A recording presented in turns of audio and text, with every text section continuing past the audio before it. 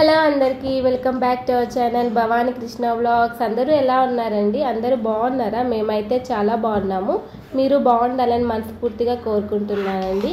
ఇదైతే వరలక్ష్మి వ్రతం వ్లాగ్. నాకు మ్యారేజ్ అయ్యి 4 years అయినా ఇంతవరకు నేనైతే చేసుకోలేదు. ఎప్పుడు మా అమ్మ వాళ్ళ ఇంటికి వెళ్ళేదాన్ని, కానీ ఈసారి నేనే చేసుకున్నానండి. నాకు వచ్చినట్లు నాకు నచ్చినట్లు చేసుకున్నాను. అమ్మవారికి ప్రసాదాల కోసం అయితే నైటే శనగలు వాయనానికి, సగ్గుబియ్యం పాయసానికి, మినప్పప్పు వడలకైతే నానపెట్టేసానండి. వ్రతానికి ముందు రోజే ఇల్లు మొత్తం క్లీన్ చేసుకున్నాను. ఇలా ముందు రోజే చేసుకోవడం వల్ల మనకు ఆ రోజు కాస్త పని కొంచెం తగ్గుతుంది. ఎందుకంటే వ్రతం రోజు పూజా పనులు ఎక్కువ ఉంటాయి కదా. థర్స్డే నైట్ కల్లా ఇలా కిచెన్ అంతా బాగా నీట్గా ముగ్గులు కూడా పెట్టేసుకున్నాను, స్టవ్కి, కిచెన్ అంతా. తర్వాత దేవుని సామాన్లు కూడా ఇంకా ఫ్రైడే తోమకూడదని చెప్పేసి ఇంకా థర్స్డేనే మొత్తం క్లీన్ చేసి అయితే పెట్టేశానండి. అమ్మవారికి కూడా చీర అయితే కట్టి పెట్టాను. ఇవి నేనే డై చేశానండి. బాగున్నాయా, ఎలా ఉన్నాయో కామెంట్ చేయండి.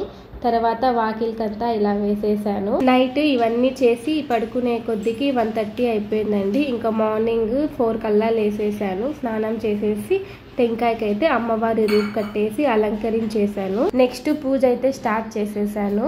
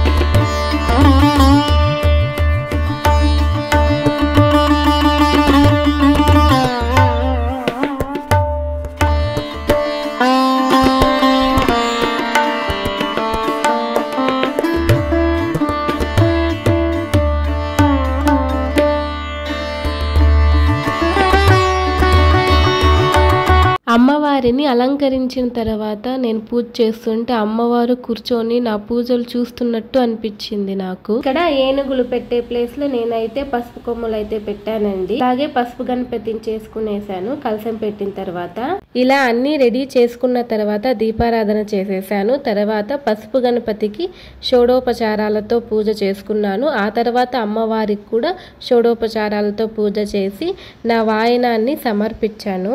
వాయనంలో శనగలు, 2 జాకెట్ పీసులు, అమ్మవారికి తోరము, తాంబూలము, గాజులు, పసుపు, కుంకుమ అన్నీ పెట్టి అమ్మవారికి అయితే సమర్పించేశాను. ఇచ్చేటప్పుడు 3 సార్లు మనమే ఇచ్చుకుంటున్నమ్మ వాయనం, పుచ్చుకుంటున్నమ్మ వాయనం అనుకొని అమ్మవారికి సమర్పించాలి. వరలక్ష్మి అమ్మవారి వ్రతకథ చదివి పూజనైతే సంపూర్ణం చేసుకున్నాను.